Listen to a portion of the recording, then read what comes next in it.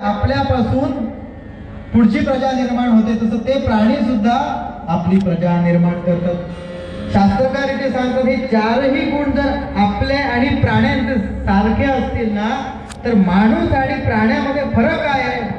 तुम्ही म्हणाल काय, तो सरळ उभा राहू शकतो, त्याला 2 हात दिलेले आहेत, त्याला 2 पाय दिलेले आहेत, त्याला नाक दिलेले, कान दिलेले आहेत। याच्यापेक्षा वेगळं काय दिलंय? वागेवतेश वाचा दिलेली आहे। का दिलेली आहे? त्याला सुद्धा कारण आहे, कारण त्या वाचेनं वाचा बेशुद्ध करायची नाही, मुद्दाम शब्द वापरले। पण काही जण बोलतातच तसं, वाचा त्यांची बेशुद्ध झाल्यासारखे बोलतात। माणूस बेशुद्ध झाला तर आपल्याला माहिती त्याला उठवता येतं, पण वाचा बेशुद्ध म्हणजे काय? वाणी दोष ज्याला म्हणतात। कारण जगातले बहुतेक तंटे कशामुळे होतात? अति बोलल्यामुळे होतात। परंतु आपल्याला भगवंतानं ही वाचा दिलेली आदिशक्तीनं, आपलं लक्षात घ्या, माणसाचा देह तयार करताना जे मटेरियल टाकलंय ना, आदिशक्तीकडे काय होतं? मॅन्युफॅक्चरिंगचा कारखाना तिच्यात आला। संकल्प कोणाचा? परमेश्वर। पण तिला सांगितलेलं आहे याला मुख दे, आणि त्या मुखातून काय दे म्हणाले? संत सांगतात जसं घेई घेई माझे वाचे गोड नाम विठो। ज्यानं आपल्याला इथं पाठवलंय त्याचं नाव त्या मुखामध्ये आलं पाहिजे, असं काहीतरी केलं पाहिजे। मग तुम्ही म्हणाल त्या मुखानं कुठलं नाव घ्यायचं? तर शास्त्राधार तुम्हाला म्हणून सांगतो की नाव कुठलंही घ्या, ते कसं आहे? कबीर महाराज सुंदर सांगतात बघा, ते नाव किती गोड आहे। अमृत जैसा लागे मिठा रे भैया,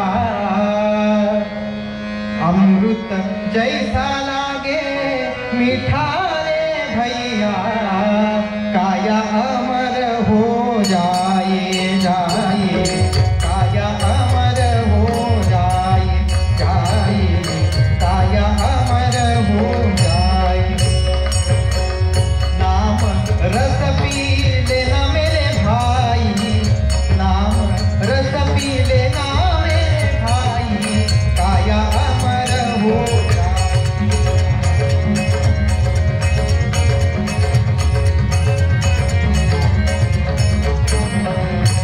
आता नुसतं नाही बरं का, माणसाला प्रश्न असतो म्हणाले, तुम्ही बुवा सांगताय नाव घे, सांगितलं ठीक आहे, अमृत जैसा लागे मिठा रे भैया, आपल्याला बोर्ड लागले दिसतात नाही, अमृत तुल्य चहा।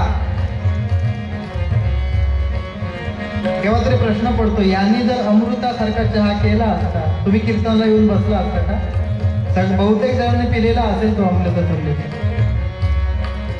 जे एकदा पिल्यानंतर मनुष्य मृत होऊ शकत नाही, कुठलाही जीव मृत होऊ शकत नाही। देव दीर्घास्त का असतात, त्यांनी अमृत पिलेलं आहे। आता प्रश्न आला, म्हणजे तुम्ही नाव घ्यायला सांगताय, मग म्हणाले नाव घेऊन कोणाचं भलं झालंय आजपर्यंत? माणूस प्रश्न विचारणार, त्यांना माहिती आहे, त्याने उदाहरण दिलं म्हणाले काय? अमृत जैसा लागे मिठा रे भैया, काया अमर हो जाए। नाम रस जब पिया मीरा ने को, नाम रस जब पिया मीरा ने को, नाम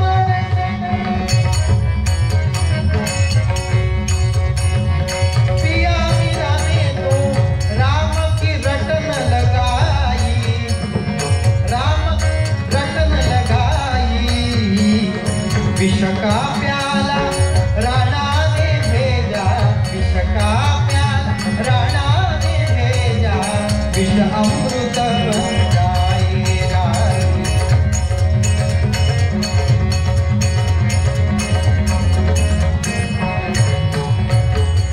पहिलं उदाहरण काय दिले?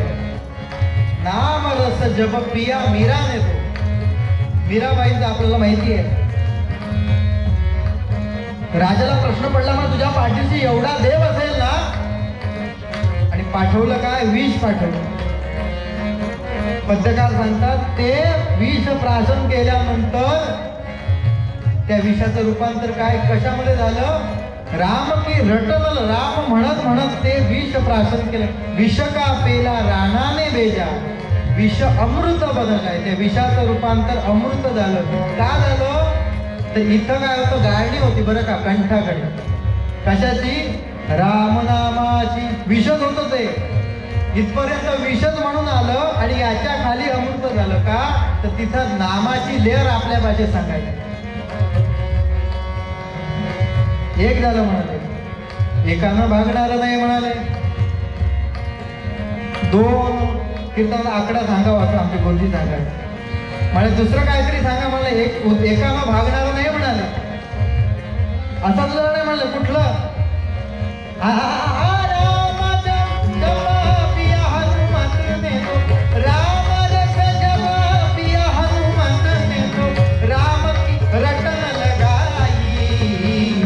राक्षस मारे पेड उखाडे, राक्षस मारे पेड उखाडे. माता गेला निर्जन काय काय, माता गेला निर्जन काय. राम रथ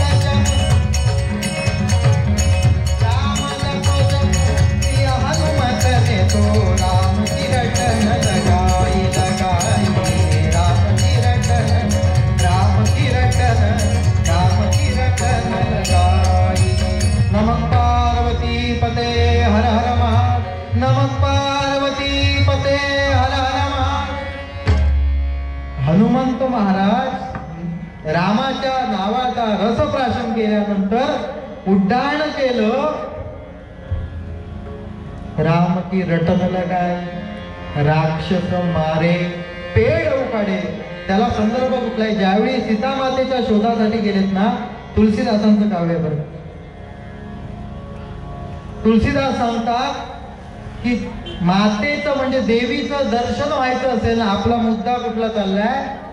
184 घरची भिक्षा मागितली. तिनं पाठवलंय देवीनं आपल्याला ना.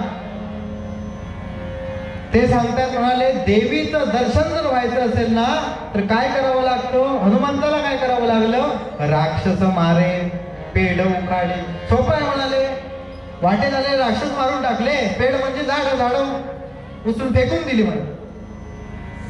तो काय तसा अर्थ घ्यायला तो लिहिल पाटील बुवांनी लिहिलेला अभंग नाही. बरं त्यांना दुसरा अर्थ सांगायचं. देवीचं दर्शन व्हायचं असेल ना तर राक्षस कोण आहे? आपले षडविकार, त्यांना मारायचं आहे. राक्षस मारे. हनुमंतांनी स्वतःमध्ये राक्षस मारले. त्यावेळी ज्यांच्या बरोबर बोलायला गेला सगळे मित्रच झाले हो त्यांचे. का तर आतमध्ये असणारा आपपरभावच मिटला. प्रत्येकामध्ये रामचंद्र बघायचे. हा राम तो राम तो राम. प्रत्येक ठिकाणी ते काय सांगतात? माता के दर्शन. त्यानंतर देवीचं दर्शन झालं. हे देवतांच्या बाबतीत. आपल्या बाबतीत सुद्धा सांगतो. शास्त्राधार आहे असा की आपण ज्या कुळामध्ये जन्माला येतो, गुरु सद्गुरु मिळणं, आपल्या जीवनामध्ये येणं ही पुढची गोष्ट आहे. पण ज्या कुळामध्ये आपला जन्म झालेला आहे, जसं तुम्हाला थोडक्यात सांगतो मी, राज्याचे जे पोलिसांचे मुख्य असते पोलीस महासंचालक म्हणतात. आता मठामध्ये एखादी काहीतरी घटना घडली तर महासंचालक इथे येणार नाही. का तर त्यांच्या ताब्यात संपूर्ण महाराष्ट्र आहे. त्यांच्या हाताखाली परत पोलीस असतात. त्यांच्या हाताखाली असं करता करता करता अमुक लोकसंख्येमागे एक पोलीस स्टेशन अशी संकल्पना असते. म्हणजे अधिकार कमी कमी कमी कमी होत आलेले असते. मग एखाद्या वेळी आपल्याला संकट आलं तर ज्याला लगेच मदत करायला कोण बरोबर लगतचं जे पोलीस स्टेशन आहे ना तिथून येणार ना. काय मुंबईहून पाठवणार? तोपर्यंत येईपर्यंत चोर गेला. तसं नाही व्हायचं. म्हणून शास्त्रानं आपल्याला सोय करून ठेवलेली आहे. तू ज्या कुळामध्ये जन्माला आला आहेस त्या कुळामध्ये एक एक देवी पाठवलेली आहे, जिला आपण कुलदेवी म्हणतो किंवा कुलस्वामिनी म्हणतो. आणि अध्यात्मातला पहिला विषय असा आहे की तुम्ही गुरु करा नाही तर अजून काही ते करा, पण पहिल्यांदा पायरी आहे की पहिलं स्मरण कुलदेवते. आणि वर्षातून एकदा तरी तिची ओटी भरली पाहिजे. दररोज तिचा नामजप केला पाहिजे. हे मूळ आहे बरं का. म्हणजे अध्यात्माची सुरुवात सुद्धा आदिशक्तीच्या सहकार्याशिवाय होऊ शकत नाही. सोपं उदाहरण देतो तुम्हाला. ज्यांना आपण प्रत्यक्ष महादेवांचे अवतार म्हणतो असे छत्रपती शिवाजी महाराज. धर्मस्थापनेचे नर ते ईश्वराचे अवतार, झाले बहु पुढेही होणार, हे तो देणे ईश्वराचे. धर्मस्थापनेचे नर म्हणून त्यांना इथं पाठवले. असं शिवाजी महाराज पराक्रमाला सुरुवात केव्हापासून झाली? भवानी देवीने तलवार दिली तेव्हापासून बरं का. सध्याच्या युगामध्ये खरं मानणार नाहीत कोण, कारण मंदिरामधले देव सुद्धा लोक मानत नाही. अध्यात्म म्हणजे किती समजावावं. आणि आपल्यावर सगळ्यांवर जबाबदारी असते, लक्षात घ्या. कारण आपण एखादी गोष्ट ज्यावेळी करायला जातो ना, त्याचा अर्थ आपल्याला कोणी सांगत नाही आणि आपण तो समजून घेण्याचा प्रयत्नही करत नाही. पण ज्यावेळी मूर्तीची प्रतिष्ठापना होते, विचारून घ्या मुद्दाम, सगळे उपचार केले जातात बघा. जलाधिवास सुद्धा असतो ती मूर्तीला, बरोबर आहे ना. तिला झोपवलं सुद्धा जातं, योगनिद्रा. आणि महत्वाची गोष्ट काय आहे, ज्यावेळी कळस बसवला जातो ना, आता तुम्हाला ते अनुभवता येईल. कलशारोहण ज्यावेळी होतं ना, त्यावेळी कळसाला एक आपल्याकडे फीत असते, रिबीन वर बांधली जाते आणि खाली सोडली जाते जमिनीपर्यंत. किती तत्वज्ञान आपलं महान आहे. काय असतं हा प्रकार, तर त्या कळसाला सुद्धा समजलं पाहिजे की माझं अस्तित्व जमिनीमुळे आहे. ही ती लिंक आहे जोडलेली. हे संपूर्ण मंदिर जे उभं आहे ना, त्याचा पाया कुठे आहे? जमिनीमध्ये आहे. त्यामुळे जेवढा त्या कळसावर राहणं कठीण आहे, कारण तो टोकदार असतो ना, तसं पायापाशी राहणं त्याच्यापेक्षा कठीण आहे. कारण पायाखालचे दगड दिसत नाही. पण तुम्ही म्हटलं त्यांचं अस्तित्व नाही, काढून टाकूया, होईल का? नाही होणार. कारण हा सगळा डौलारा, आपला विषय काय चाललाय तो लक्षात घ्या. डौलाराचा पाया कोण आहे? आदिशक्तीचे कौतुक मोठे. आदिशक्ती त्या सगळ्या डौलाराचा पाया आहे. किती भक्तासाठी अवतार घ्यावे तिने. विष्णू महाराजांनी 10 अवतार घेतले. पण ज्यावेळी या विश्वावर संकट आलं, 9 दिवस युद्ध केलं ना आदिशक्तीने. प्रथमं शैलपुत्रीच, द्वितीयं ब्रह्मचारिणी, तृतीयं चंद्रघंटेति, कुष्मांडेति, चतुर्थकं पंचमं स्कंदमातेति, षष्ठं कात्यायनीति च, सप्तमं कालरात्रिश्च, महागौरीचाष्टमं, नवमं सिद्धिदात्री च, नवदुर्गा प्रकीर्तिता, उक्तानेतानि नामानि, ब्रह्मण्येव महात्मा श्री सातेरी माता की जय. हे 9 अवतार घेऊन 9 दिवस युद्ध केलं का? माझे भक्त वाचले पाहिजे. आणि लक्षात घ्या, आपल्यावर कृपा केवढी मोठी आहे. एवढा मोठा संकटांचा महापूर आपल्या पृथ्वी तलावर येऊन गेला. आपण देवाकडे रडत असतो, काय दिलं नाही देवा. तुम्ही इथं कीर्तनाला आज बसू शकला, मी इथं कीर्तन करू शकलो, हे कीर्तन वाजवू शकले, हे मोठी देवाची कृपा आहे. कारण एवढा मोठा महासागर संकटांचा, कोरोनाचा येऊन गेला आणि त्याच्यातून आपल्या इतक्याच डोक्यांना त्यानं ठेवलंय कीर्तन ऐकण्यासाठी. ही आदिशक्तीची मोठी कृपा आहे बरं. यापेक्षा तिनं आपल्यावर कृपा किती करावी. एक तर जन्म दिलेलाच आहे फुकटचा. एवढं असून सुद्धा जर आपण तिच्याकडे मागत असो आणि एकदा जर तिनं द्यायला सुरुवात केली ना, तर देणाऱ्याचे हात हजारो, दुबळी माझी झोळी तुम्हाला कमी पडेल. कारण ती कोण आहे? कमला. कमला म्हणजे कोण? विष्णू महाराजांची पत्नी लक्ष्मी माता. आमचे गुरुजी सुंदर सांगायचे, म्हणजे आपल्या जीवनामध्ये स्वास्थ्य का राहत नाही म्हणाले, आपला डोळा म्हणाले लक्ष्मी म्हण का. बुवा तुला वाटत नाही पैसा मिळवा असं? वाटतो ना. गुरुजी सुंदर सांगायचे म्हणाले, लक्ष्मी मिळवायचीच आहे प्रत्येकाला, पण लक्ष्मीवर डोळा ठेवू नये बरं का. आपलं संविधान सांगतं की इतरांच्या पत्नीवर, इतरांच्या बहिणीवर वाकडी दृष्टी जो ठेवतो त्याला व्यभिचार म्हणतात. मग म्हणाले तुम्ही जर दुसऱ्यांच्या पत्नीवर डोळा ठेवला म्हणजे लक्ष्मी माता ही विष्णू महाराजांची पत्नी आहे, तुम्ही म्हणाले तिचीच जर भक्ती करायला लागलात ती तुमच्याकडे येणार, म्हणाले पैसा येणार पण टिकत नाही. काय खूप जणांचं सांगणं असतं टिकत नाही. काय टिकत नाही तर पैसा तुम्ही घेऊन आला, बँकेमध्ये ठेवला, कपाटामध्ये ठेवला, कपाट बंद केलं, चावी कुठे आहे तुमच्याकडे? हो, चावी तुमच्या ताब्यात नाही. चावी एकाच व्यक्तीकडे आहे. कोणाकडे? भगवान श्री विष्णूंकडे. त्यामुळे तुम्हाला शरण जर जायचं असेल ना तर पाय कोणाचे धरावे? पाय धरावे बा एकाचे. त्याचे एकाचे पाय धरल्यानंतर ना आदी माता, आदी शक्ती हे तत्व तुमच्याकडे आपोआप येतं. आणि या पृथ्वीच्या तलावर, पृथ्वी तलावर जेवढ्या काही घटना होतात त्या प्रत्येक घटनांना साक्षीदार दोन असतात. कोण? एक चंद्र आणि दुसरा सूर्य. लक्षात घ्या, जे चांगलं ज्याच्यातून बाहेर पडतं आदिशक्ती तिथं वास करते. स्त्रीलिंग ज्याला म्हणतात. काय म्हणतात तिला? पायपेटी, संवादिनी, बरोबर आहे ना? वाजवली जाते तिला काय म्हणतात? सारंगी. मधुर सूर येतात, तोंडानं वाजवली जाते. मुरली, सगळी स्त्रीलिंग आहेत बघा. आपण वेंगुर्ल्याहून कुडाला जातो, एसटी, बरोबर आहे ना? अर्जंट जायचं असलं बरोबर घेऊन जातो. ती गाडी, ती रिक्षा. म्हणजे काय, असं तुम्हाला कुठेही आढळणार नाही. एवढंच नाही, ती जाण.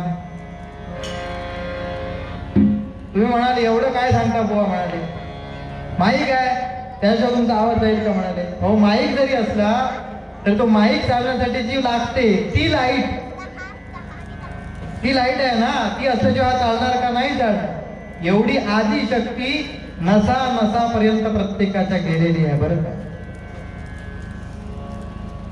म्हणून स्वामी सांगतात उदर परडी हाती घेऊन ब्रह्मांडी फिरवी, लख 84 घरची भिक्षा मागितली बरवी. ज्या घरी मी भिक्षा केली ते घर मज रुचले. एकाही प्राण्याला वाटलं नाही की आपण मरून जावं आणि माणसाच्या जन्माला यावं. ते सुद्धा विचार करत असतील काय म्हणाले माणसाचा देह आहे. शेजाऱ्याकडून शिव्या खाव्या लागतात, बॉस कडून शिव्या खाव्या लागतात. म्हणाले रस्त्यावरून वाकडा तिकडा चालला, रस्त्यावरून शिवाय खाव्या लागतं. त्याच्यापेक्षा म्हणे आपलं बरं. कुत्रा विचार करत असेल मनामध्ये तर म्हणाले दगड मारला तरी पळता तरी येतं, याला कुठं पळता येतं?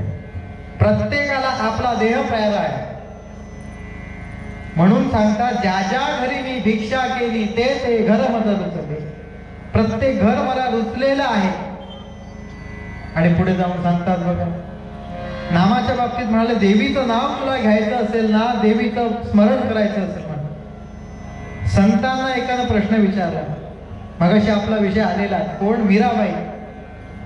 मीराबाईला एकाने प्रश्न विचारला, बाई ग तू राम राम राम राम करत असतेस ना? म्हणाले हा राम म्हणाल तू कसा काय मिळवलास ग? काहीतरी आपल्या भाषेत क्लू काहीतरी दे म्हणाले, युक्ती काहीतरी असेल ना, तू कसा मिळवला त्याची? ते म्हणाले विचारू नका का, कुणी म्हणे ही असेल चोरी. तुम्हाला वाटेल काय चोरी करून आणलंय, कुणा वाटते असे उधार. चोरी करून आणली नाही म्हणाले. दुसरा माणूस म्हणाला मग उधारीवर आणली असतील? नाही म्हणाले, उधारीवर सुद्धा नाही. मग म्हणाले काय केलंस? पळून आणलीस की काय वस्तू? नाही म्हणाले. त्याच्यासाठी काय करावं लागलं, किती धन द्यावं लागलं? जन्मभरीच्या श्वासा इतुके, जन्मभरीच्या श्वासा इतुके, मोजिय दे हरी नाम, मोजिय दे हरी नाम, विकत घेतला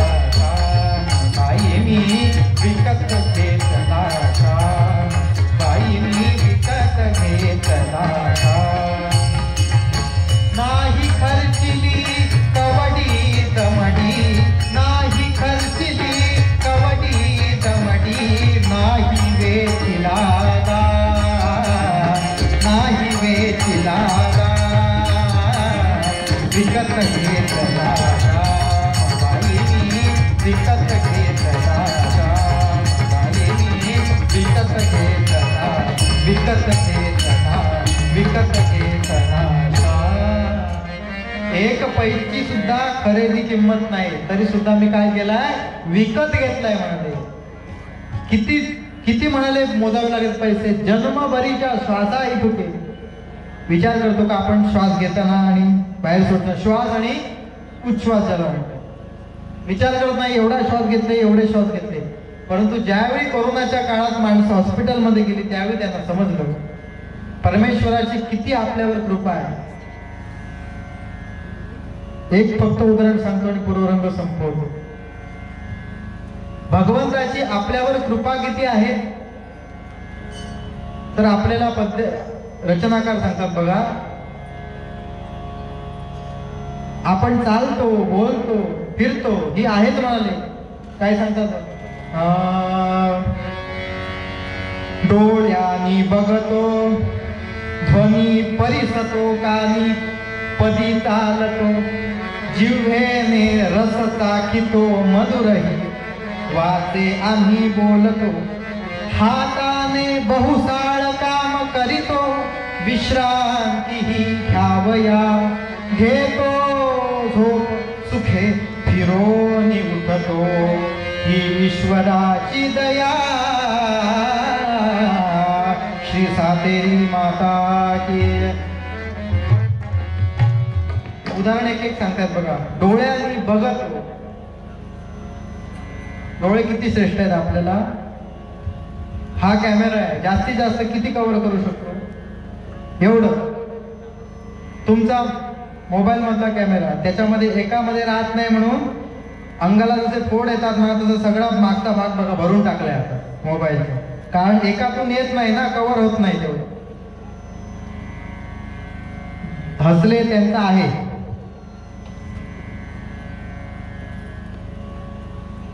तर त्याच्यात मध्ये ते राहत नाही बरं का. दुसरे मग वेगळे आणावे लागतात, काय DSLR, त्याच्यानंतर कोण येतात, ते चॅनलवाले येतात. म्हणजे काय, दर्जा वाढत वाढत जातो. चांगली क्वालिटी म्हणाले, असा फोटो आला पाहिजे, असा फोटो आला पाहिजे.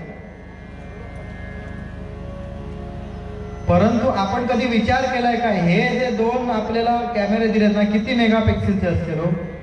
एका जागी उभा राहून इकडे कोण माईकवाला काय करतोय, इकडे काय करतोय, सगळं आम्हाला दिसत एकाच वेळी, आणि कितीतरी रंगामध्ये. हे सामर्थ्य प्राण्यांमध्ये आपल्याला माहिती असेल. विज्ञानाने सांगितलंय की त्यांना रंग कळत नाही, रंगहीन आहे. आपल्यावर ही कृपा आहे भगवंताची की डोळ्याने आपण बघतो, ध्वनी परिसतो, कानी. डोळ्याच्या बाबतीत तुम्हाला एक जाता तो सांगून जातो, किती काळजी घेतली प्रत्येक अवयवाची बघा. आपण असा विचार केलेला नसतो खोलाचा. समोरून एखादा समजा कीटक येतोय, थेट डोळ्याकडे येतो, किंवा एखादं पाणी ऍसिडचा एखादा थेंब जर तुमच्या डोक्यावरून खाली उतरतोय, पहिल्यांदा कुठे पडतो, डोक्यावर पडतो. तिथं छत्र आहे आपलं, तिथं अडकतो, उरलेला खाली येतो. खाली आल्यानंतर मस्तक आपल्या कपाळ पटलावरून खाली येतो आणि भुवयांकडे येतो, तिथं परत फिल्टर होतो, थोडं तिथं राहतो. तिथं राहिल्यानंतर पापण्यांना समजतं वरून काहीतरी ओघळत येत आहे, पापण्या बंद होतात आणि पापण्यावरून तो ओघळला पाहिजे म्हणून पुढे आपल्या भाषेत सांगतात, तिथं पनळ ज्याला म्हणतात आपण, तो लावलेला आहे कुठल्या, हे जे केस आहेत, खसखस खाली उतरला पाहिजे. आतमध्ये थेट प्रवेशच असताना एवढी कुठली मॅन्युफॅक्चरिंग कंपनी तुम्हाला सोय देते ते मला सांगा. एवढं डोळ्याला संरक्षण आहे.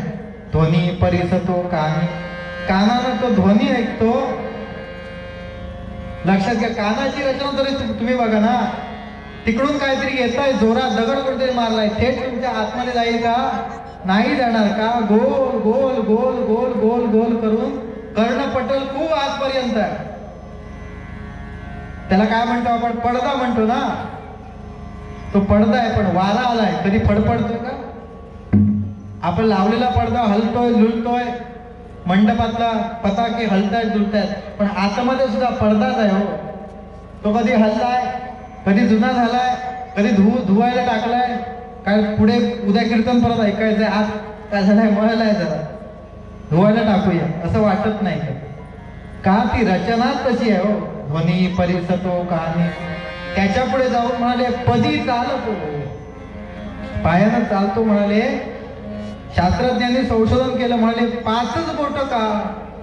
तर एवढा देहाचं वस्तुमान धारण करण्यासाठी आणि हा देह पुढे नेण्यासाठी म्हणाले 5च बोट आवश्यक आहे. 6वं बोट आलं की काय होतं, अडचण होते. पायानं चालतो.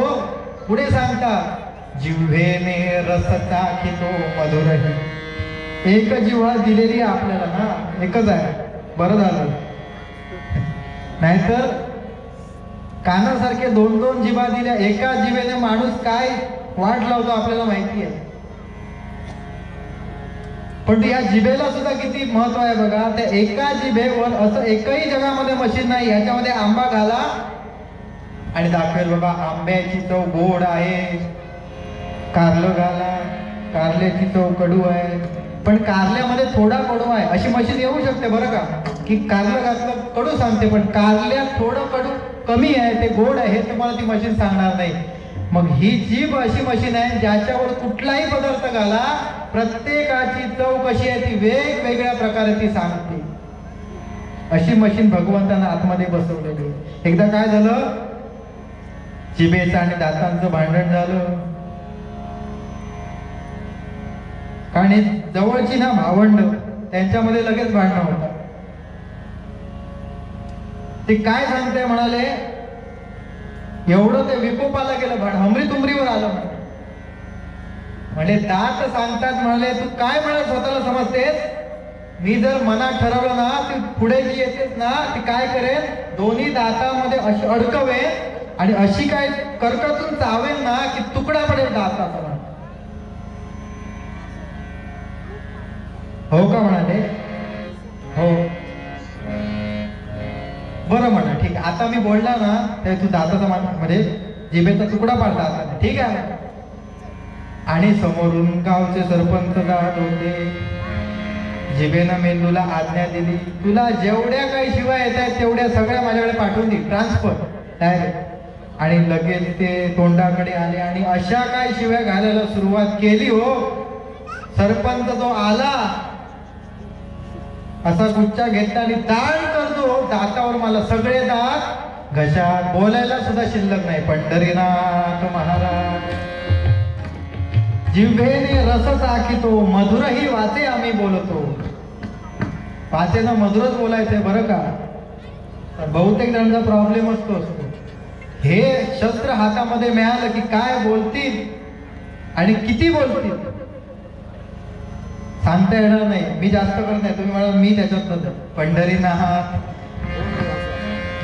वाचे आम्ही बोलतो, हाताने बहुसाळ काम करीतो, विश्रांती घ्यावे. हातानं काम करतो आणि या सगळ्यावर कड आहे म्हणाले. कुठलं, घेतो झोप सुखे, फिरोनी उठतो, ही ईश्वराची दया.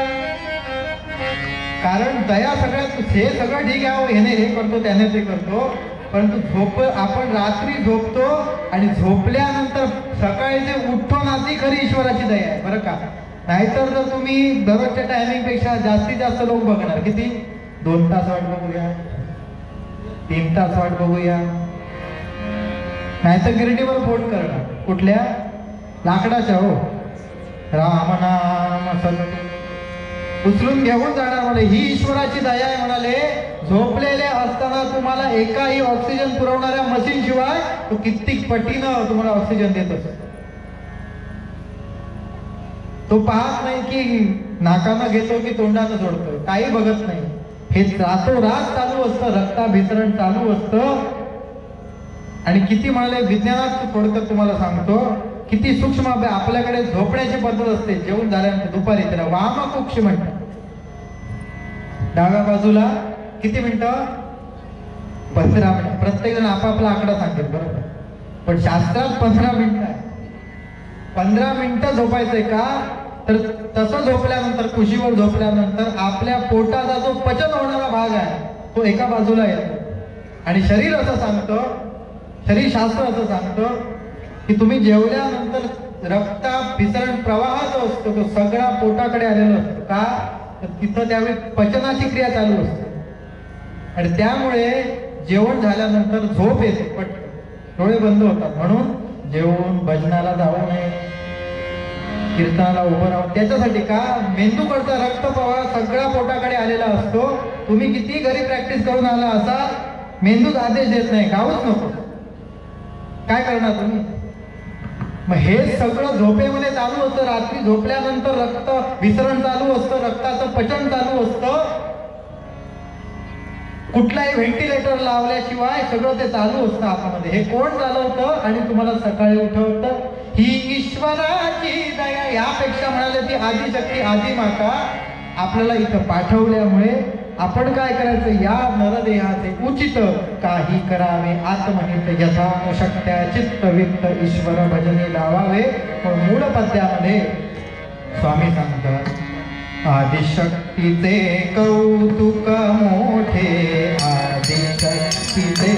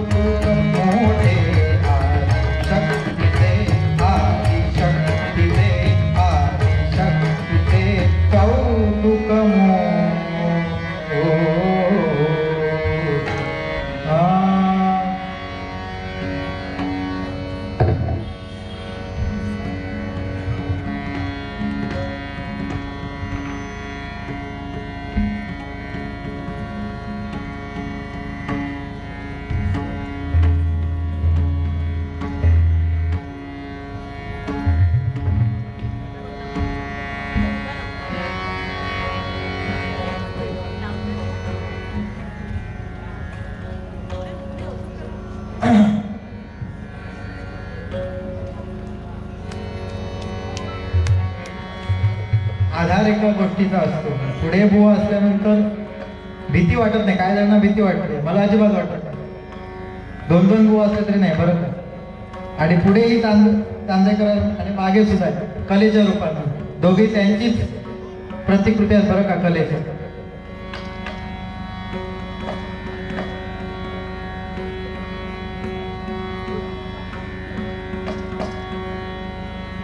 सगळ्यांनी देवीचा गजर करूया. जय जय भवानी माता भवानी जय जय भवानी माता भवानी. बोला जय जय भवानी माता भवानी दुर्गा भवानी काली भवानी दुर्गा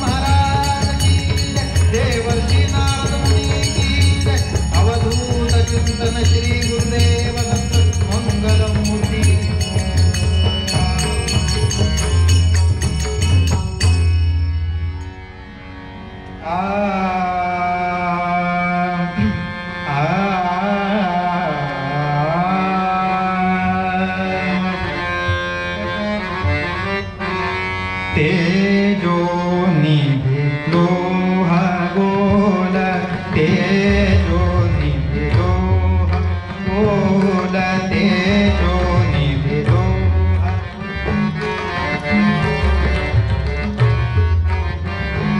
तेजो निधे लोह गोल भाकर हे गगनराज भाकर हे गगनराज तेजो निधे गोल तेजो निधे लोह गोल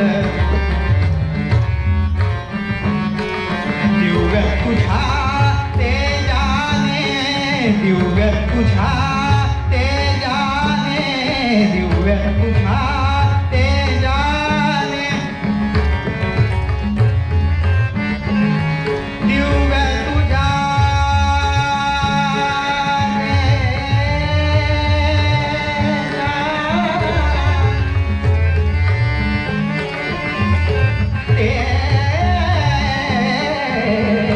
तेजाने दिव्य तुझा तेजाने जगमगले भुवन आज जगमगले भुवन आज जगमगले भुवन आज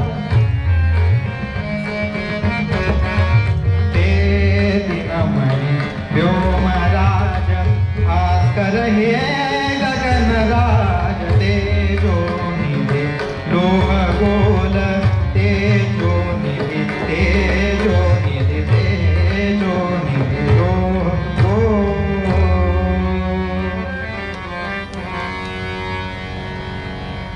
तेजो निधी लोह गोल तेजो निधी तेज म्हणजे आपलं माहिती असेल निधी म्हणजे साठा तेजाचा साठा म्हणजे प्रत्यक्ष सूर्यनारायण लोह गोल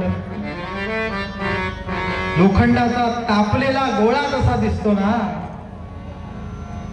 आपल्या माहितीचा सकाळचं आज सध्याचं म्हणतोय 8 आज वाजता जे ऊन येतं आपल्याकडे काय असतं दाहकता त्यानंतर दुपारचं 12चं ऊन 4चं ऊन तो सकाळी लाल बुंद झालेला गोळा पूर्व दिशेकडून वर येतोय हळूहळू आणि अनेक विध ऋषी मित्राय नमः सूर्याय नमः करून त्याला अर्घ्य देतात अर्घ्य अर्ज नाही बरं का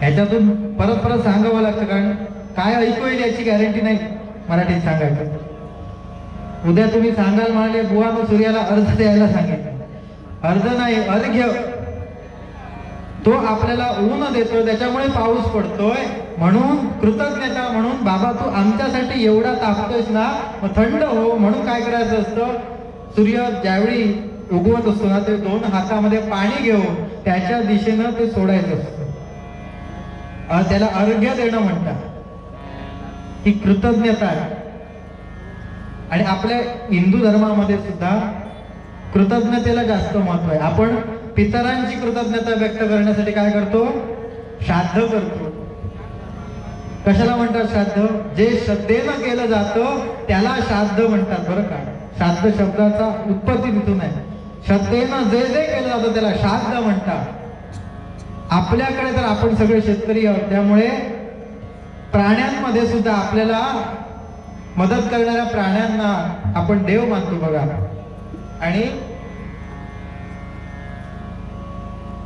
आणि त्या शेतामध्ये आपल्याला ते उंदीर त्रास देत असतात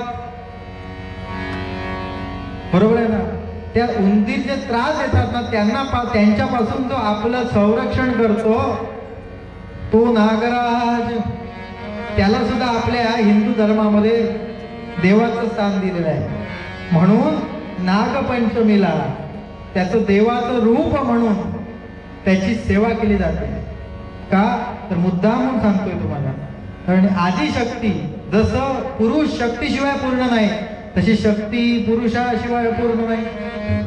आदिशक्तीच्या अधिष्ठानावर आपले कोण आहे? स्वयंभू महाराज आहे. त्यांच्या गळामध्ये सुद्धा तोच असतो ना. मग त्याच्याबद्दल कृतज्ञता व्यक्त करण्यासाठी तो सण असतो. आणि तिथं गेल्यानंतर आपल्या माता भगिनी त्याला प्रत्येकीला बोलवतात, ये कुठे जाऊया, नागपंचमीचा सण आलेला आहे, वाळूआकडे जाऊया.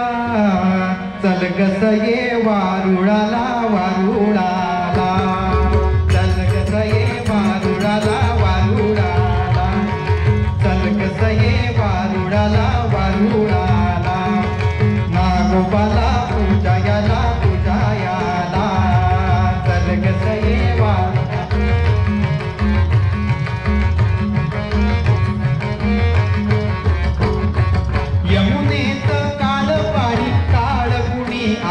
असो, यमुनेचं काळ पाणी काळ कुणी आत असो, विषबाधा पाखरांना वासरांना होत, विषबाधा पाखरांना वासरांना होत, कालियाला शासयाला गोपाल कृष्ण आला आला, चल गस ये वारुळाला वारुळाला, नागोबाला पूजायाला पूजायाला.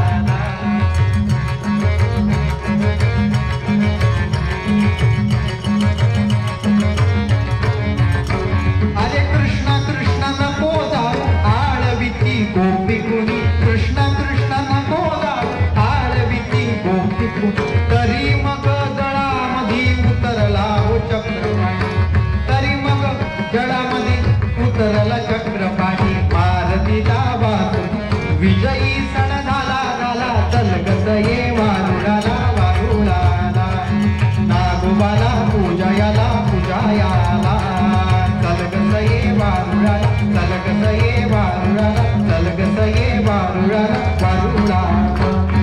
प्रत्येक गोष्टीमध्ये आपल्याला धर्मतत्व.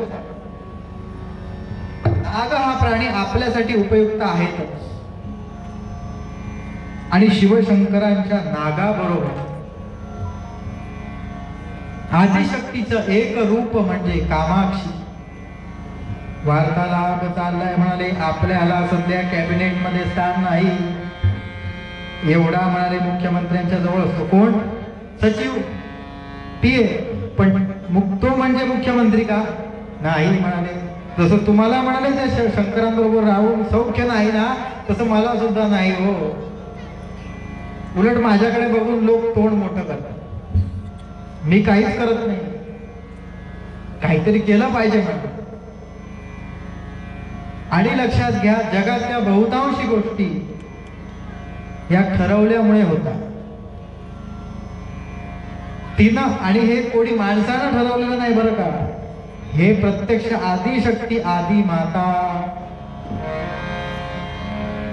आणि एक दिवस असा उजाडला, देवसभा घनदाट पैसली, नृत्य गायने मने हर्षली, गौरी संगे स्वये सदाशिव, शिशु कौतुक पाहतो गणराज रंगी, नाचतो नाचतो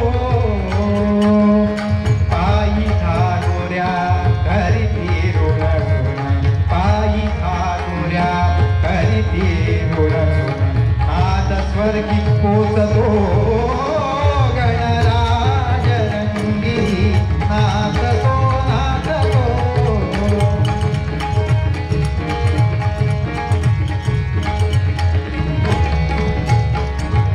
हृदयाच्या तालावर नाचे गणेश, नाचती पैजणे, हृदयाच्या तालावर नाचे गणेश, नाचती पैजणे, उजळली त्रिभुवने प्रकाशली सारी बने, उजळली त्रिभुवने प्रकाशली सारी, गंगवली आनंदाचा हृदयाच्या तालावर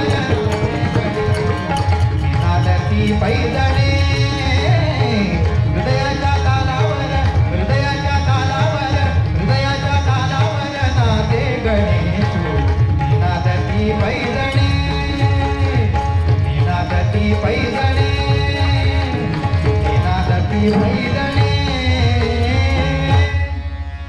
कैलास पर्वतावर नृत्य चालू आहे हो. कोणाचं? गणेश महाराजांचं. सगळेजण प्रशंसा करतात, वा वा वा म्हणा. नाचावं तर कुणी लंबोदराने नाचव, बाकी फेल म्हणाले. सगळे एवढ्या डिग्री घेऊन येतात म्हणाले, विशारद अमुक तमुक काही उपयोग नाही म्हणाले. नाचावं तर यांनीच नाचावं. सगळ्यांकडून स्तुती झाली आहे बरं का. परंतु जी आपल्याला आपल्या मुलाची स्तुती करण्यासाठी धावत धावत धावत धावत जी येते ती आदिमाता, आदिशक्ती, पार्वती माता मात्र तोंड असं हिरमुसल्यासारखं आहे. धावत धावत गणेश महाराज आईकडे गेले. आई काय झालं? वा म्हणाले, सुंदर नृत्य झालं म्हणाले. आई नृत्य सुंदर झालेलं नाही. अरे का म्हणतो तसं? हो तुझ्या तोंडावर बघ म्हणाले, नृत्य सुंदर झालं, ते भावच दिसत नाहीये तोंडावर म्हणाले. अरे लोकांच्या तोंडावरून परीक्षा करू नये त्यांची म्हणाले. नाही म्हणे काहीतरी झालंय म्हणाले, सांग मला काय ते. अरे नाही रे बाळा, धनी सांगावे दुःख काय माते, धनी सांगावे दुःख काय माते, धनी सांगावे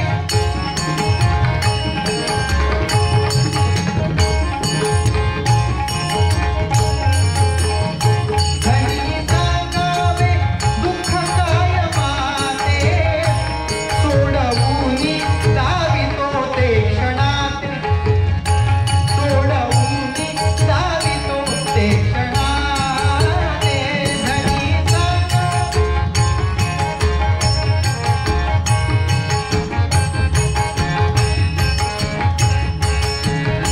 नृत्य तुझं ते कान आवडे फार, नृत्य तुझं ते कान आवडे फार, नृत्य तुझं ते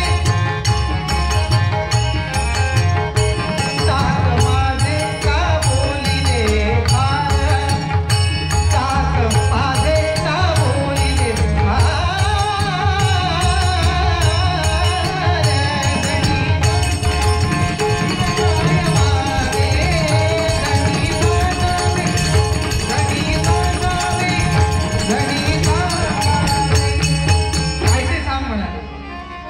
लगेच तुला म्हणाले उपाय सांगतो त्याच्यावर.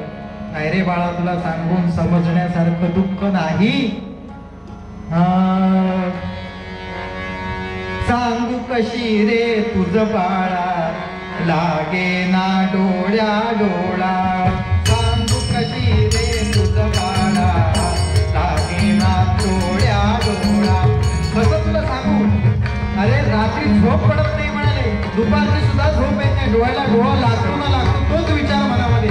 तुझ बाळा लागे ना डोळ्या डोळा, छळीते आग अशी हृदयी, छळीते आग अशी हृदयी, जाऊ सांग कवण्या काया, सांग कशी तुझ बाळा लागे ना डोळ्या डोळा, सांग कशी रे तुझ बाळा लागे ना डोळ्या डोळा, लागे ना डोळ्या डोळा, लागे ना डोळ्या डोळा. म्हणाले सांगून समजण्यासारखं. सांगून तर बघ म्हणाले, आत्ता दूर करतो म्हणाले. तुला माहिती नाही का मी विघ्न हरता आहे? आणि हट्टालाच पेटून बसला एवढा. आणि शेवटी तिला सांगावं लागलं. म्हणाले अरे म्हणाले तुझ्या बापानं म्हणाले दुसरी आई आणली. गणेश महाराज लहानच हो, वा म्हणे चांगलंच झालं. का सकाळचा स्वयंपाक तू करायचा आणि संध्याकाळच्या तिकडे म्हणे ठीक आहे आपला सिलेंडरही वाचला म्हणाले. म्हणूनच तुला सांगत नव्हते, तू अजून लहान आहेस रे. परत रागावलीस का?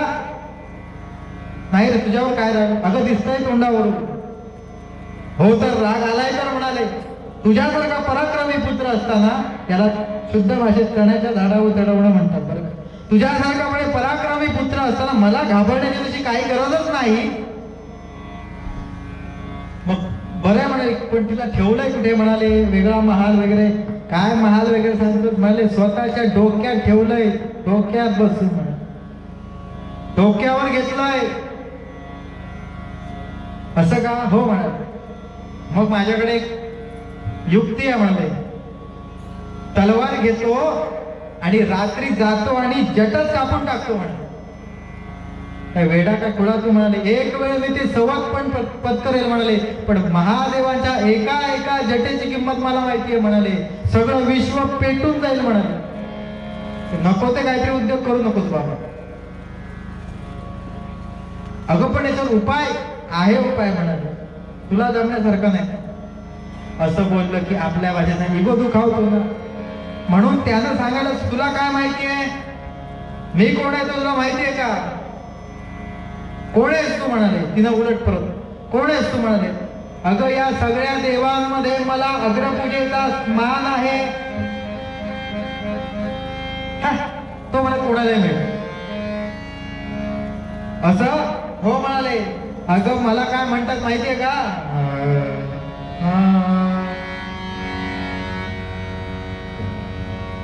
46 गाणी आहे, सगळी घेणार नाही. गुरुजींच्या ठेवणीतलं आख्यान आहे. काल सुद्धा दोन सरांनी जे सांगितलं, तो म्हणाला, मी म्हणे साधा सुद्धा नाही म्हणाले, मी कोण आहे म्हणाले, जनक हा जगाचा जीवलक सा जनक हा जगाचा जीवलक सा जनक हा जगाचा जीवलक सा.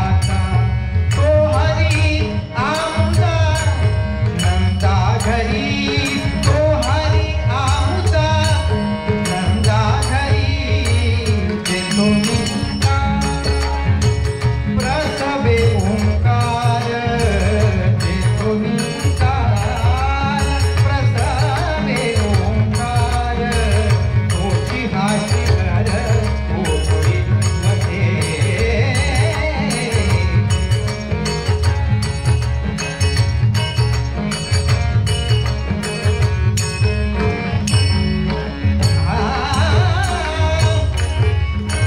नमो ये वैकुंठी, नमो ये वैकुंठी, नमो ये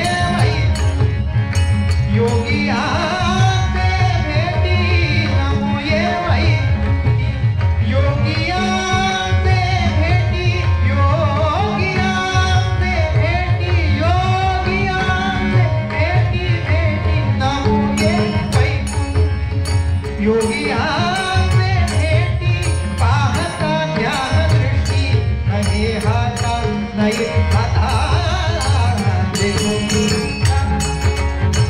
प्रसवे ओंकार, देखो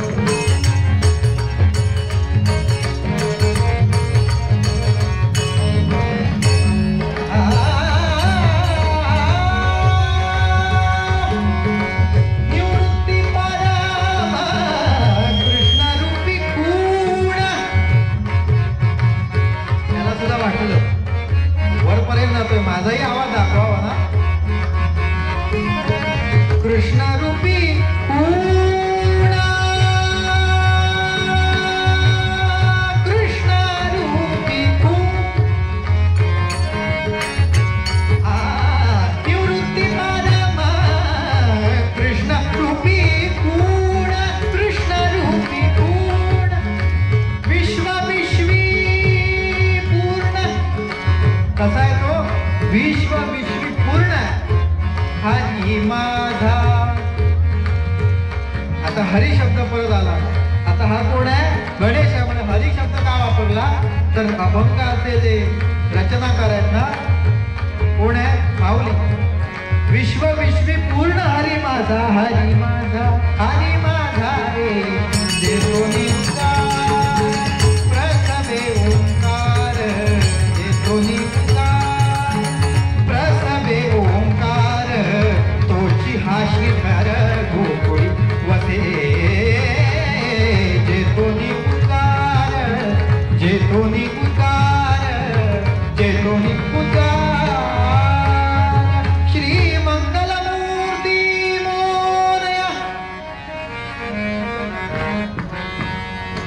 मी एवढा महान आहे आणि तुला माझ्याबद्दल शंका वाटते? हा, तुझ्यावर विश्वास ठेवायचं म्हणाले, पात्रतेचं नाहीच म्हणाले, हे काम कर पहिले. ठीक आहे म्हणाले, काम करतो, पण म्हणाले मला तेवढी चांगले म्हणाले काम नट पाहिजे ना, मला नाटकच करायचंय. आपल्या भाषेत सांगायचं तर ठेवणीतले नट पाहिजे. कारण तो सगळ्या विश्वाचं नाटक चालवणार आहे. कोण? शिवशंकर. त्याच्या समोर नाटक करायचं, विश्वनाट्य असं. ते मला सगळं नाटक चालवणारा तो आहे. आणि मला त्याच्या समोर जाऊन नाटक दिली म्हणाले, तुला कोण पाहिजे बघ म्हणाले. माझ्याकडे पुरुष भरती नाही म्हणाले, सगळ्या स्त्री आहे, 100% आरक्षण. एकही पुरुष नाही म्हणाले. मिळणार तर स्त्रीच मिळणार नाटकातून. तिथे सुद्धा जास्त स्त्रियांना आरक्षण दिलेलं दिसतंय बरोबर. आणि मला दिसू नये म्हणून 3-3 हॅलोजन लावले, पंढरीनाथ महाराज. तर ते विचारतात तुला कुठली पाहिजे म्हणाले नाटकासाठी. मी म्हणाले निवडलं, तुमच्या मध्ये चांगली नाटक करणारी कोण आहे ती बघ म्हणाले. कोण? तिचं नाव विजया. तिला घेऊन जा. नाटक एवढं करते, एवढं नाटक करते किती की साधी बोलायला लागली तरी सुद्धा प्रश्न पडतो, खरं की नाटक. अशी काही माणसं असतात बरं का. कारण एरवी आपला आवाज एवढा बुलंद असतो, पण एखादा माणूस जर एवढा थंड होतो, काय माणूस आहे का, काय ससा आहे हो? काय वाटतं आपल्याला समोरच्याला बघून? खरं रूप दाखवलं की आपल्याला समजतं पंढरीनाथ. तर ती म्हणाले जातीवंत आपल्या भाई सांगायचं तर नटी आहे, पाहिजे ते पात्र दे. आता मनामध्ये विचार करतोय म्हणजे अशा कुठल्या ठिकाणी जावं की जिथं जाऊन आपलं काम होईल. तर त्यांनी ठिकाण निवडलं.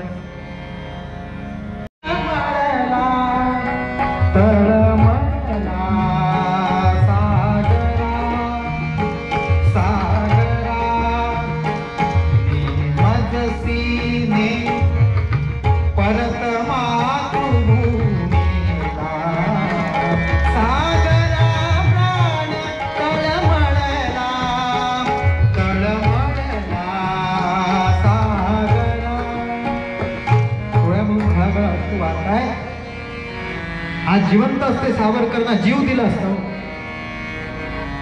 आरोप काय काय होत आहे त्यांच्यावर का? तर त्यांच्या गळ्यामध्ये फक्त जानवं होतं म्हणून. या माणसानं जातीभेद आयुष्यामध्ये कधीच केला नाही. लक्षात घ्या. तुम्हाला माहिती असेल पतित पावन मंदिर त्या सावरकरांनी उभारलं. तिथं म्हणाले सगळ्या जाती धर्मांना प्रवेश आहे. इतकंच नाही तर स्वतःच्या बरोबर अस्पृश्यांना जेवायला बसवलेलं आहे आणि त्या पंक्तीमध्ये स्वतः सावरकर, स्वतः टिळक बसलेले आहे.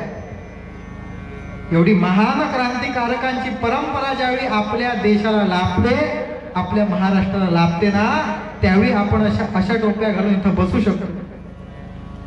त्यांचं नेहमी सांगणं असायचं, म्हणाले समोरच्यांना जर गोल टोपी घातली ना तर मी भगवी टोपी घालतो.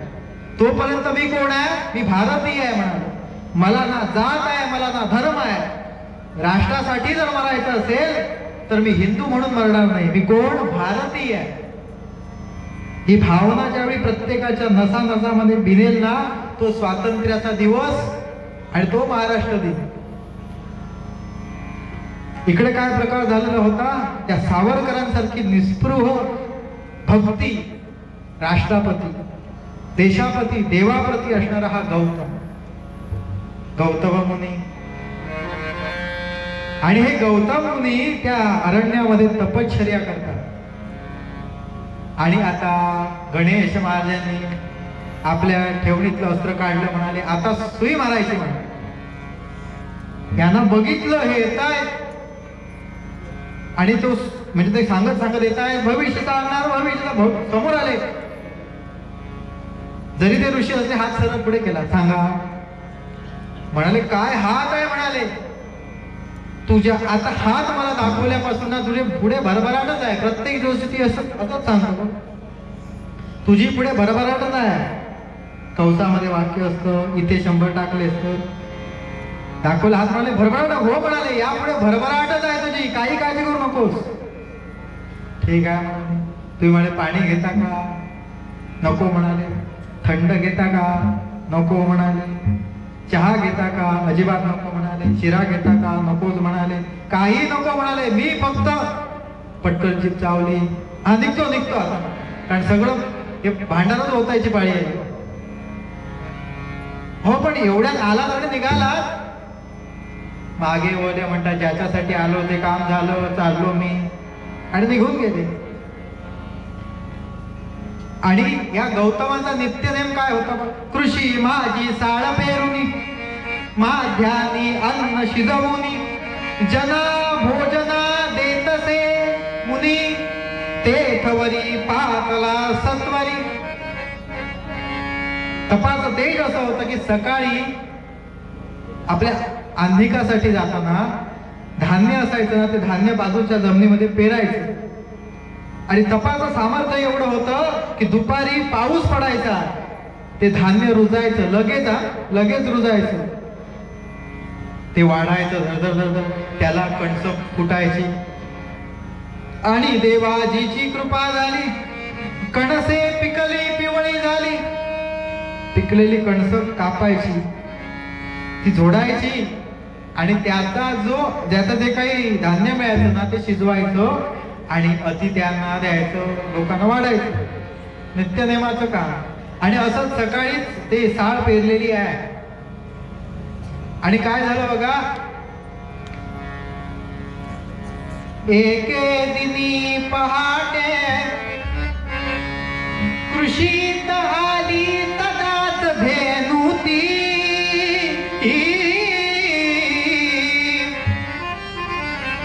फस्त केले सर्व धान्य, ओरडोक हंबरट केली कदापि.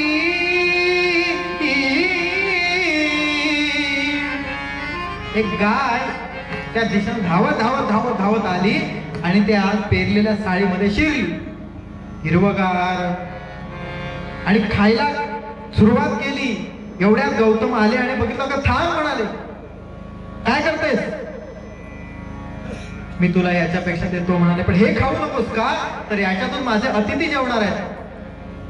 ती गाय ऐकते कुठे हो, सगळं टाकलं खाऊन, आणि आता एवढाच भाग शिल्लक राहिला, तो खायला येतो. एवढ्या त्यांनी काय केलं, हातामध्ये दर्भ होता, अभिमंत्रित केला, मृत्युंजयाय रुद्राय नीलकंठाय शंभवे अमृतेशाय शर्वाय महादेवाय ते नभ करून सोडला. धाडकन जाऊन गाईच्या पाठीवर लागला. विवळली तडपडली धेनू, तडफडू लागली, हातपाय घाले, डोळे पांढरे झाले. धावत गेला आणि म्हणतो आपल्या हातून महापातक झालं, गोहत्येचं पातक. काय करावं, याचा उपाय काय करावा? इथं ते मगाचे ज्योतिषी असते ना, ते सांगत होते यापुढे माझ्या जीवनामध्ये चांगलं होणार आहे. हा काय प्रसंग आला, ते जर इथे असते ना त्यांनाच विचारलं असतं. तेवढ्या हजर झाले नमः पार्वती पते हर हर महादेव. माझी आठवण काढलीस का? हो मला तुमचीच. या म्हण. अरे बापरे, हे काय केलं? कोण आहे? गाय. गाईला मारलंस तू? हो मी नाही मारलं म्हणाले, फक्त दर्भ टाकला. अरे हट, खोटं बोलतोस का म्हणाले? गोहत्या केलीस ती केलीस आणि वर तोंड करून विचारतोस म्हणाले. लाज वाटत नाही तुला? ऋषी स्वतःला म्हणवतोस, अमुक म्हणवतोस, तमुक म्हणवतोस. आणि हळूच डोळा मारला गाईकडे, म्हणाले चांगली ऍक्टिंग केलीस म्हणाले, सुंदर जमलंय नाटक. ही दुसरी तिसरी कोणी नव्हती, ती पाठवलेली विजयाला. असं काही म्हणजे आपल्या भाषेत ज्याला, आपल्या भाषेत कोकणी ताट होणं म्हणतात, असे पाय वगैरे, म्हणजे ही मेलीच.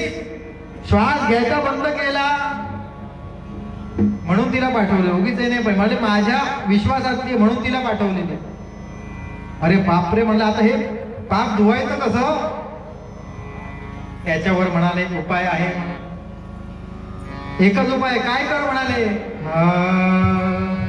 गौतमा तू ब्रह्मगिरी जाय तप करी, गौतमा तू ब्रह्मगिरी जाय तप करी, शंभू शंकराची कृपा होय तुझवरी, शंभू शंकराची कृपा होय तुझवरी. गोहत्या पातक हे, गोहत्या पातक हे, गोहत्या पातक हे धुनी काढी रे, गोहत्या पातक हे धुनी काढी रे, गंगोदक अंगावरी दूत घेई रे, गंगोदक अंगावरी दूत घेई रे. गौतमा तू ब्रह्मगिरी जाय तप करी, शंभू शंकराची कृपा होय तुझवरी. गोहत्या पातक हे, गोहत्या पातक हे धुनी काढी रे, गंगोदक अंगावर दूत घेई रे, गंगोदक अंगावर, गंगोदक अंगावर, गंगोदक अंगावर दूत घेई रे. याच्यावर एकच उपाय. उपाय काय? म्हणाले ब्रह्मगिरी पर्वतावर जा आणि तिथं जाऊन शिवशंकरांची भक्ती कर आणि त्यांच्या कडे असणारी जी गंगा आहे ना तिचं स्नान कर. मग तुझं काय होईल? तू पावन होशील, या पापातून मुक्त होशील. लगेच ब्रह्मगिरी पर्वतावर गेलेले आहेत. एका पायावर उभे राहिले. ओम नमः शिवाय, ओम नमः शिवाय, हरि ओम नमः शिवाय. भोळे सांब म्हणतात भरपूर उपासना करून बघितली तरी सुद्धा काही प्रसन्न होईना. मग काय करावं? काहीच पर्याय राहिला नाही याच्याकडे. परत गणेश महाराजांना तार केली. म्हणाले हे जागे होत नाही. ते म्हणाले नुसते जागे होणार नाही, म्हणजे तुझ्या बरोबर एवढे जर साथीदार आहेत तर काहीतरी म्हण ना. मग ते त्यांना आवडतं म्हणाले. नुसतं नाही, डमरू घेऊन म्हणायचंय सोहम हर डमरू बाजे, सोहम हर डमरू बाज, सोहम हर डमरू बाज, सोहम हर डमरू बाज. उसके सुरतारो, उसके सुरतारो, सुखकारक झूले पर झूम रहे सरिता तर, झूम रहे सरिता तर, भुवनत्रय गाजे सोहम हर डमरू बाजे, सोहम हर डमरू ओंकार नाद, डमरू ओंकार नाद, डमरू ओंकार नाद, डमरू.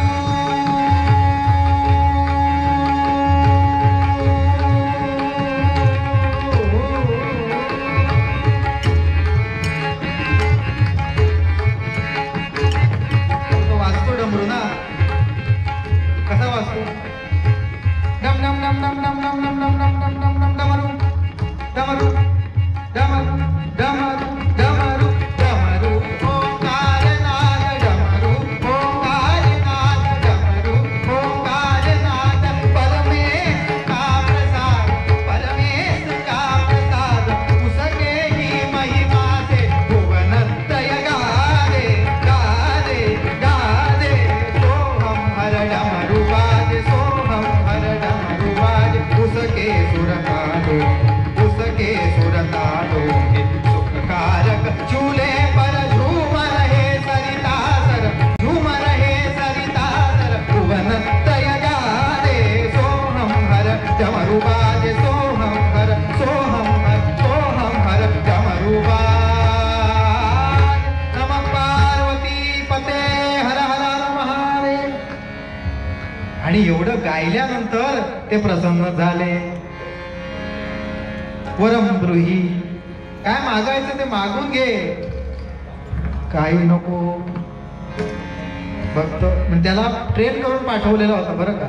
पहिल्यांदा हे सांगायचं काही नको म्हण. गुरु कोण? गणपती, देवांचे गुरु सगळे, बुद्धिदाता. काही नाही कसं, एवढं तू तपश्चर्या केलंस, काहीतरी तुला देणार म्हणाले. त्यावेळी तुम्ही काहीतरी देण्यापेक्षा मला काहीतरी द्या म्हणाले. ते काहीतरी पाहिजे, ते काय पाहिजे ते तरी सांग म्हणाले. एकच झालंय म्हणाले, माझ्या हातून म्हणाले गायीची नकळत हत्या झाली, गोहत्या झालेली. त्यामुळे ते पाप क्षालन करण्यासाठी ती गंगा जी आहे ना, तिथं जल मला पाहिजे. हो का म्हणाले, हो म्हणाले. तांब्यात लावला, भरली, दिली लगेच, घे. तसं नाही म्हणाले, अजून ट्रेन करून पाठवलेला होता म्हणाले. तशी तांब्यातून देतील तर घेऊ नकोस. ती म्हणाले काढून खाली उतरली पाहिजे, तशी माग म्हणाले. हो का म्हणाले, तशी द्यायची आहे, ठीक आहे. गंगे म्हणाले खाली घे. येणार नाही. हे म्हणतात, काय म्हणतात याला, चहापेक्षा कितली गरम. भोलेनाथ प्रसन्न झाले, पण ही हले ना. मला एवढी उन्मत्त झालीस का, तुम्ही मला किती ओरडला तरी मी खाली येणार नाही, अजिबात येणार नाही म्हणत. आता परत सासऱ्याला होते, तिची म्हणाली स्तुती करा, मग ती खाली येईल हळूहळू.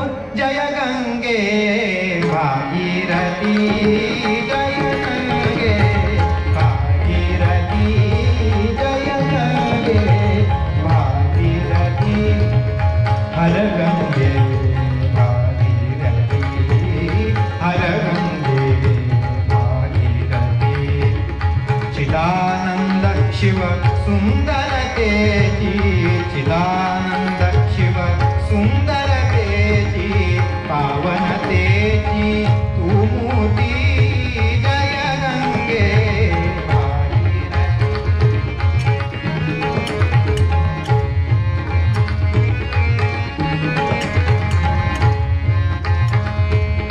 जगताधारा तव जलधारा, जगताधारा, जगताधारा,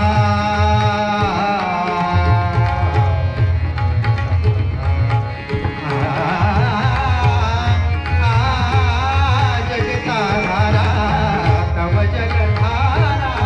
अमृत मधुरा कांतिमती, अमृत मधुरा,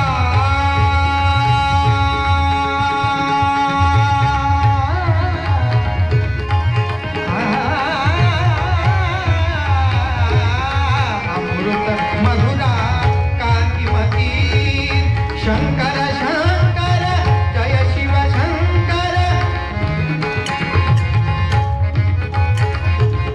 शंकर शंकर जय शिव शंकर, शंकर शंकर जय शिव शंकर. लहरी लहरी जा निनादती, जय गंगे भागीरथी, हर गंगे भागीरथी. चिदानंद शिव सुंदरतेची, चिदानंद शिव सुंदरतेची, चिदानंद शिव सुंदरतेची, चिदानंद शिव सुंदरतेची, पावनतेची तू मोठी. जय गंगे भागीरथी, जय गंगे, जय गंगे, जय गंगे भागीरथी. नमः पार्वती पते हरा. गाणं म्हणून बघितलं, साथीदार वाजवणारे चांगले होते, आलाप मारले, सगळं केलं, तरी सुद्धा येणार नाही. एवढी उन्मत्त झाली. आपटिता मग जटा भारतो, आपटिता मग जटा भारतो, आपटिता मग जटा भारतो, आपटिता मग जटा भारतो, आपटिता मग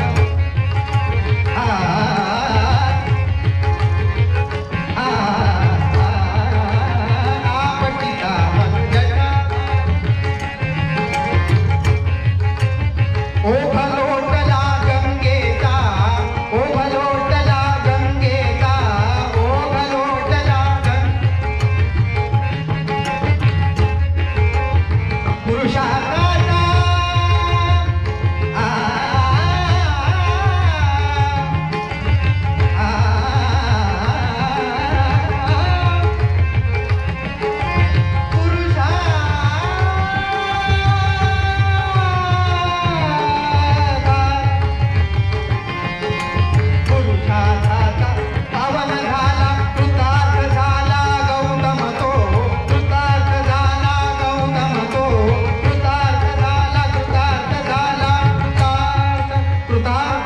का झाला तर शंकर महाराजांना राग एवढा आला, म्हणाले गंगेला धरण दान कर, जमिनीवर आदळलं आणि तो जो प्रवाह उडला ना समोर गौतम आणि संपूर्ण अंगाला ते गंगाजलाचा स्पर्श झाला आणि त्याला जे वाटत होतं आपल्या हातून पाप घडलं ना ते गोहत्येचं पाप दूर झालं आणि इथं सगळे देव हजर झाले. आपलं जसं ऍक्सिडेंट झाल्यानंतर आपण जसे हजर असतो ना बघायला, एवढा वेळ हे चाललंय आपल्या बाजू सांगायचं तर धुमशान, कोण आलं नाही हो.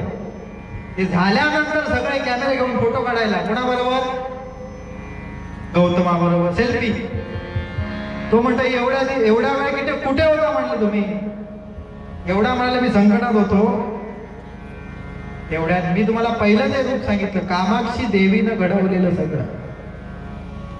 तिनं प्रत्यक्ष देवीच्या रूपाला सुद्धा आव्हान दिलं. गंगा माता सुद्धा देवीच आहे, कारण गंगा पापम शशीतापम दैन्यम कल्पतरू तथा पाप तापम च दैन्यम च हरती संतो महाश. गंगेकडे पाप शालन करण्याचं काम दिलेलं आहे.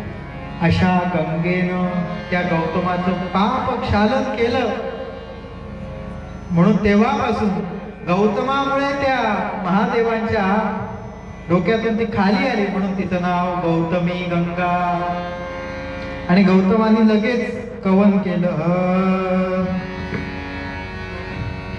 जय गंगे जग जननी जानकी शिवे, जय गंगे जग जननी जानकी शिवे.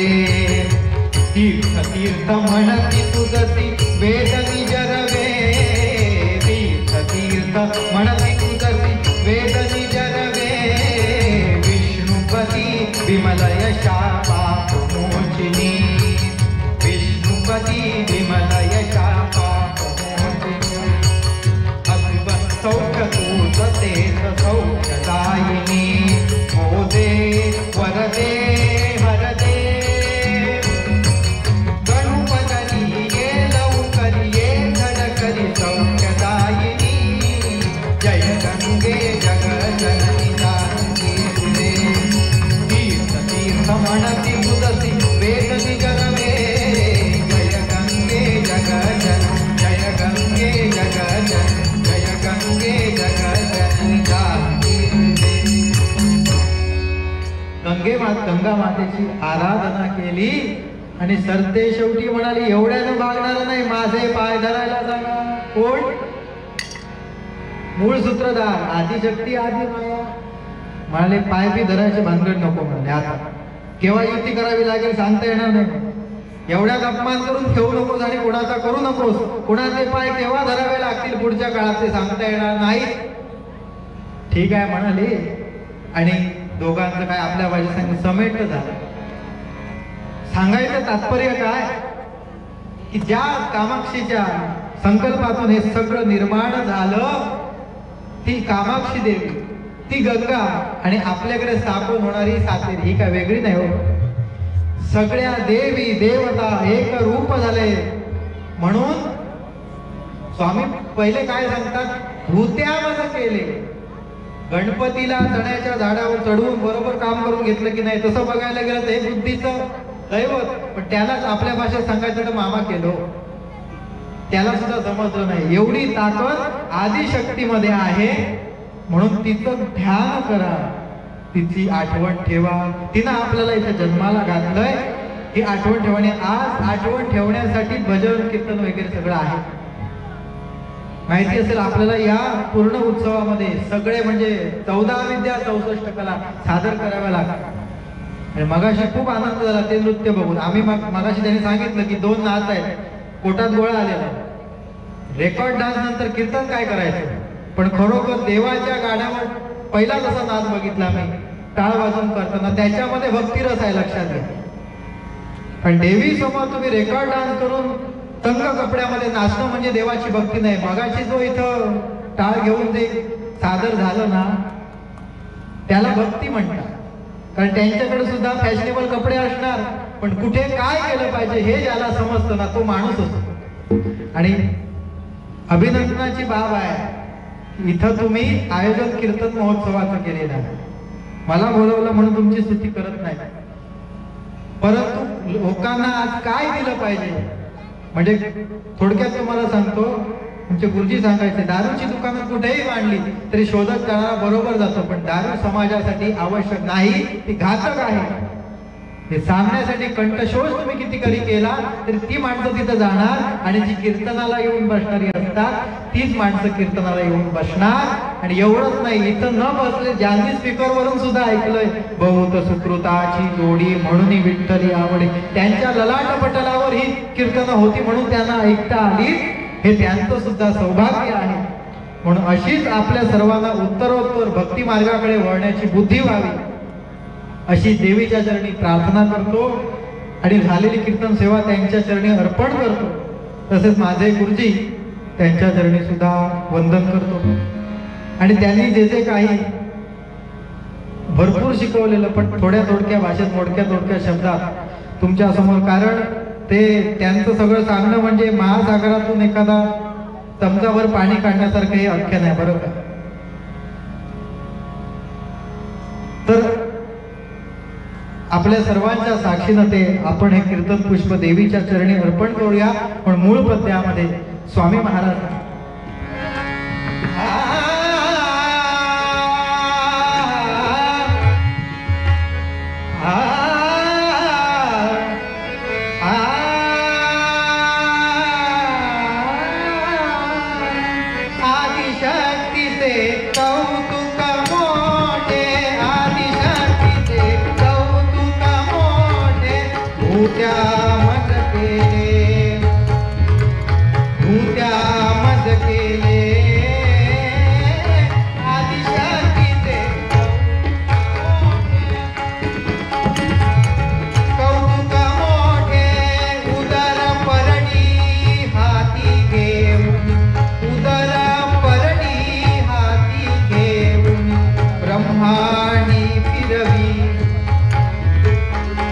चौऱ्याशी घरची भिक्षा मागितली बरे,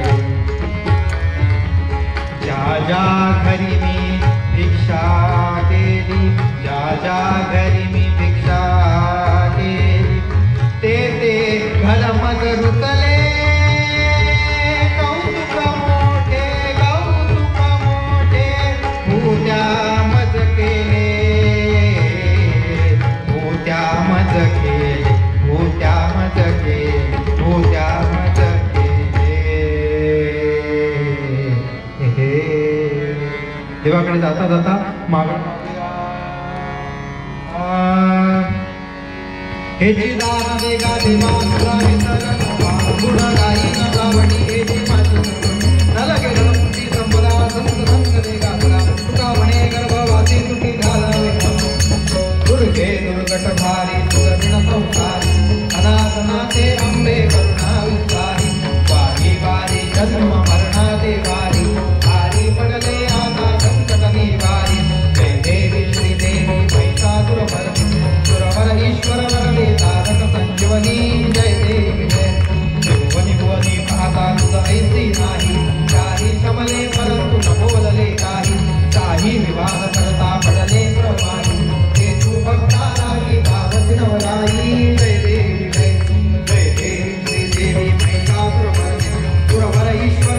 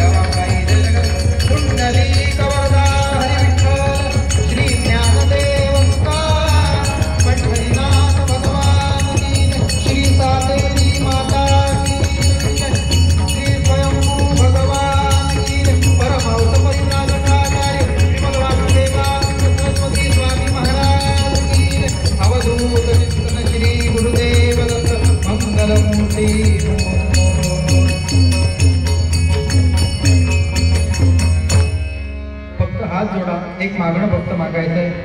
धर्माच्या करिता आम्हास जगती रामान धाडियले, ऐसे जाणून राम भक्ती करिता ऐश्वर्य हे लाभले. आता धर्म सख्या तुझ्यात पुढती नम्रत्व तेणे असे, इच्छा ही मानसी करीतसे. हा देह तुझा असे, हा देह तुझा असे, हा देह तुझा असे. श्री सातेरी माता की जय. जय जय रघुवीर.